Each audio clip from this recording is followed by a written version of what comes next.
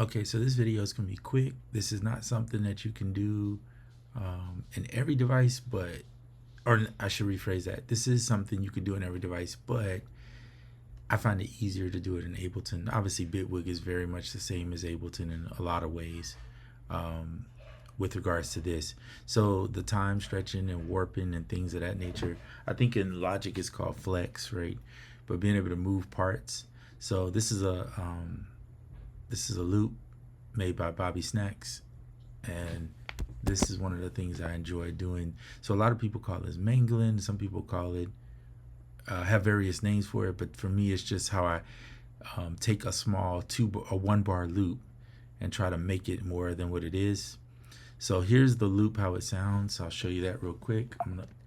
That wasn't supposed to happen. Let's loop just this one. This is the main one. Okay, so that's one bar. Now you'll see this bar and that bar repeat. On the second bar and the fourth bar, I changed the ending a little bit. So here's what I did. So I just went in and I'm just moving parts. So this is what it looks like. It's like 4 parts there, and just this ending, pay attention to. And then on this one, you'll see I moved it and I kind of smushed it together to now it sounds like this on this ending.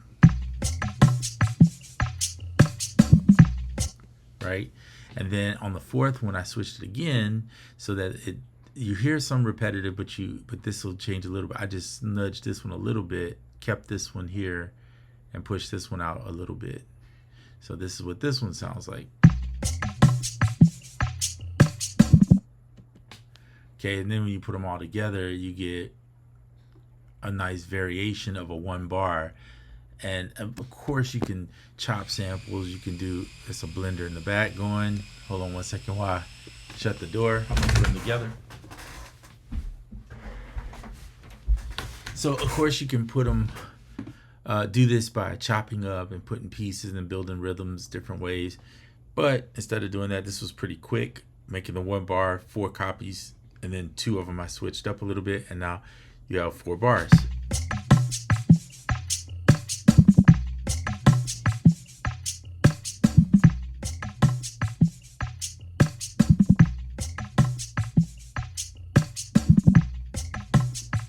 Which sounds a bit different, but the same. So this is how I do a lot of my riffs. You can do this in Koala too, but it's going to require a lot of work, because in Koala you have to, the way I would think to do it is you'd have to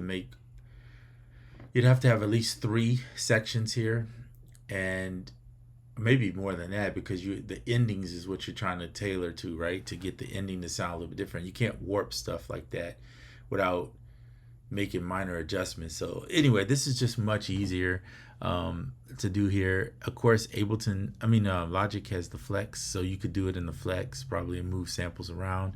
You could chop these pieces up right here just on the ending and then just move those parts for the audio. But I'm not trying to do all that. I'm trying to make a quick flip here or there. I don't want to spend that much time. I lose the joy of doing it when I got to put that much work into it. So this is how I would do it, and how I kind of mangle a little bit of the sample just to give it some variation. And I'm only using this portion of it for percussion. This week I'm just going to do percussive stuff with the samples. There were a lot of percussive loops in the flip this week that we're doing for Koala.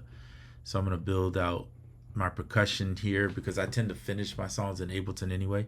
I chopped it up originally and reversed it. I actually reversed it in Koala, chopped it up in Koala, and then I brought the reverse. This is the reverse you're hearing being brought here. And then I got some more of the samples here and got a kick out of one, what you see right there. A snare, chop that out, and I stacked these snares and these one shots. The purpose of stacking them for me was just to create a different sound, to keep it somewhat what it was, but to have its own uniqueness still. So that way, if I don't want, like, I would just put the release in Koala on this, but if I want to do the release here, I might do a fade out on it. and here, and then here on the hat, I might come down about 6 dB on that,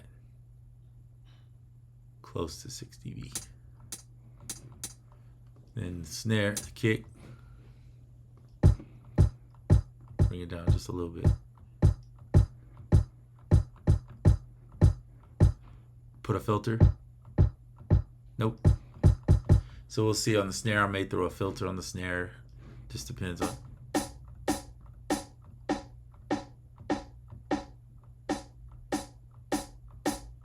Or not. But you get the point. This was what I really wanted to show you, was just how I'll mingle sometimes like little sample drums or whatever, just to get that going. And all of it started in Koala. I did all the chopping initially in Koala. I sent it over with the samples, which you can see all the samples are right here, and then I'll drop them in depending on which ones I'm using. I'm not using everything. Glack and Bobby Snacks this week is probably the only ones I'll use, but I just wanted to show you the mangling part. That was the key of sometimes these drums loops can be fun, and I approach it differently every time, but it just depends. If I'm doing an original drum loop where I'm making it or something like that, then it's totally opposite of this. But this is just for the purpose of sampling somebody else's stuff and then making it my own thing. And then playing in reverse kind of gave it its own little feel too. And hopefully nobody does that. But anyway, this video is just to show you that it's pretty easy in Ableton, which is why I like Ableton so much when it comes to working with audio. I think it's one of the best. If I wasn't on Ableton, I probably would be on Bitwig, just because I like that work. I like this time warp grabbing pieces right here with these little dots and being able to move stuff around and come up with new ideas. Anyway, that's it for this video. I'm out.